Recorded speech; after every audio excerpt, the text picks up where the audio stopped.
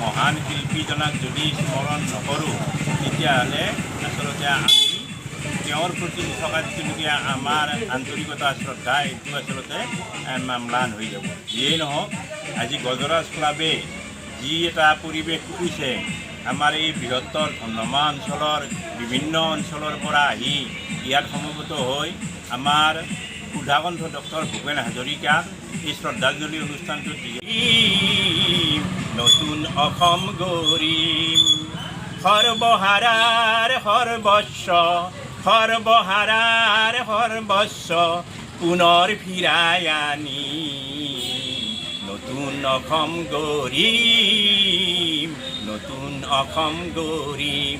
তেওঁ নতুন অসমৰ কথা কৈছে। নতুন অসম মানে কি?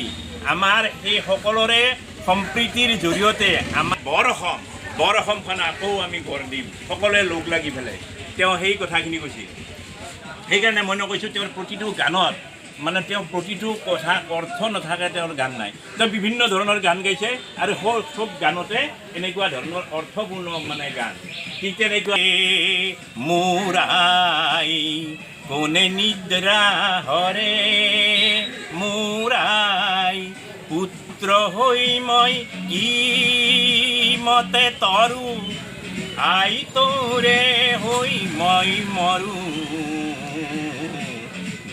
হম হম কৰে মোৰ আই।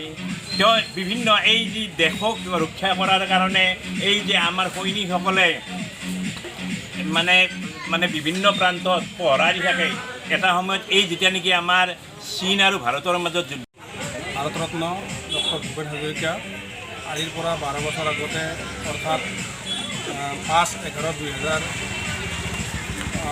চনত আমাৰ মাজৰ পৰা সাময়িকভাৱে আঁতৰি গৈছিল আৰু আজি 12 বছৰে অসম তথা ভাৰতবাসী ৰাইজে তেখেতলৈ আজিৰ দিনটোত গভীৰ শ্ৰদ্ধাঞ্জলি জনাই আহিছে।